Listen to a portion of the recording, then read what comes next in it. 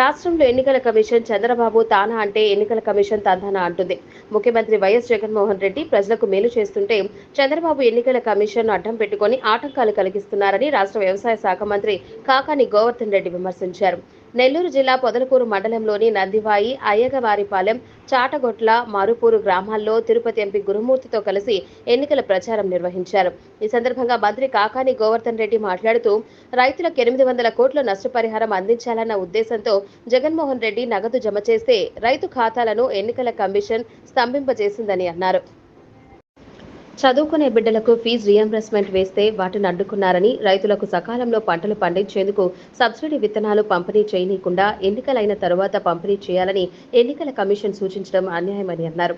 పక్క రాష్ట్రాల్లో వ్యవసాయ పనులు మొదలైనప్పటికీ ఏపీలో మాత్రం రైతులకు సకాలంలో విత్తనాలు పంపిణీ చేయనీయకుండా ఎన్నికలైన తరువాత విత్తనాలు ఇవ్వమంటే అప్పటి వరకు విత్తనాల కోసం రైతులు వ్యవసాయం చేసుకోకుండా ఉండాలా అని మంత్రి కాకాని ఆగ్రహం వ్యక్తం చేశారు. జగన్మోహన్ రెడ్డి ప్రజలకు మంచి చేయాలని తపన పడుతుంటే చంద్రబాబు మాత్రం ప్రజలు బాగుపడకుండా ఉండాలని తపన పడుతున్నారని అన్నారు.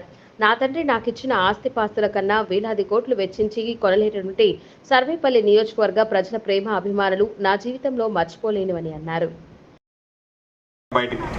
కాబట్టి చంద్రబాబు నాయుడు ఏ పని చేయాలన్నా ఈరోజు అడ్డంకులు సృష్టించడమే.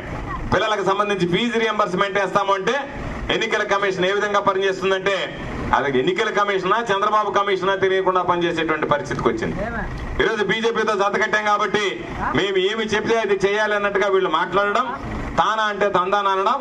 ఈరోజు దాదాపుగా 800 కోట్ల రూపాయలు రైతులు నష్టపోతే ఆ రైతుల నష్టపరిహారాన్ని జగన్మోహన్ రెడ్డి గారు వేస్తే అది ఇవ్వడానికి లేదు అని చెప్పి ఆ ఖాతాలన్నీ కూడా స్తంభింపు చేశారు. ఈరోజు చదువుకునేటువంటి బిడ్డలకి ఫీజు రియంబర్స్మెంట్ ఇవ్వడానికి లేదన్నారు.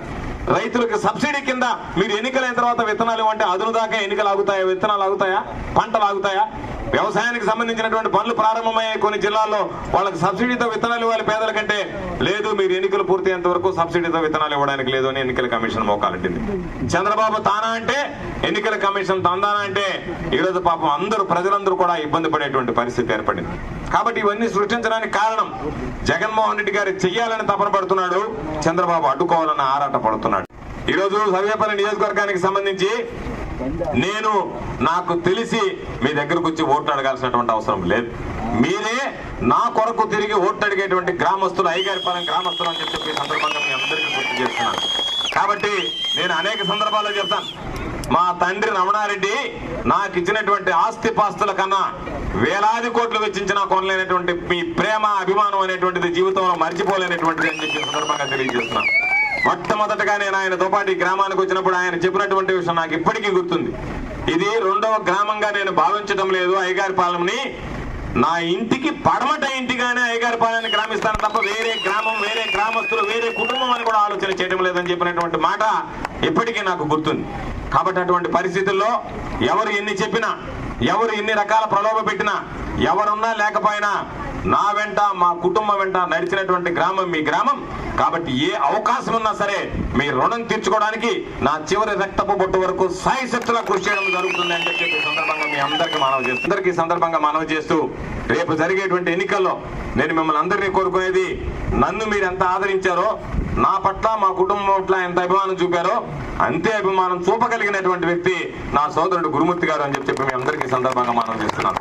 ఎందుకంటే నిబద్ధత కలిగినటువంటి వాడు, నీతి కలిగినటువంటి వాడు, నిజాయితీ కలిగినటువంటి వాడు, ఏ పని మీద వెళ్ళినా సరే ఆ పని చక్కబెట్టేటువంటి వాడు. ఎవరైనా ఫోన్ చేసినా ఇదిగో గురుమూర్తి పని ఉందంటే అన్నా నా దగ్గరకు పంపించని చెప్పి హాస్పిటల్ అడ్మిషన్ కావాలన్నా, పిల్లలకు సంబంధించి కేంద్ర ప్రభుత్వంతో ఏది కావాలన్నా వెంటనే చేయించి పెట్టేటువంటి వాడు. మనకి కూడా కుటుంబ సభ్యుడు లాంటి వాడు, నాకు సొంత తమ్ముడు లాంటి వాడు, సోదరుడు లాంటి వాడు. తప్పనిసరిగా మా ఇద్దరికి భగవంతుడు ఒకటే అవకాశం ఇచ్చాడు. మీరు ఎత్తుకోవాల్సినటువంటి పని లేకుండా పేర్లు కూడా గోవర్ధన్ రెడ్డి, గురుమూర్తి అని వచ్చాయి. అందుకని 1వ నెంబర్ ఇద్దరికి కేటాయించారు ఫ్యాన్ గుర్తు మీద. మీరు వెతుక్కోవాల్సినటువంటి పని లేకుండా 2 ఈవీఎంలో కూడా నెంబర్ 1 స్థానంలో ఉంటాం. కాబట్టి నెంబర్ 1 స్థానంలో ఈవీఎంలోనే కాకుండా మీ హృదయాల్లో రేపు గెలుపులో కూడా నెంబర్ 1 స్థానం సర్వేపల్లి నియోజకవర్గం ఉండాలని కోరుకుంటున్నా.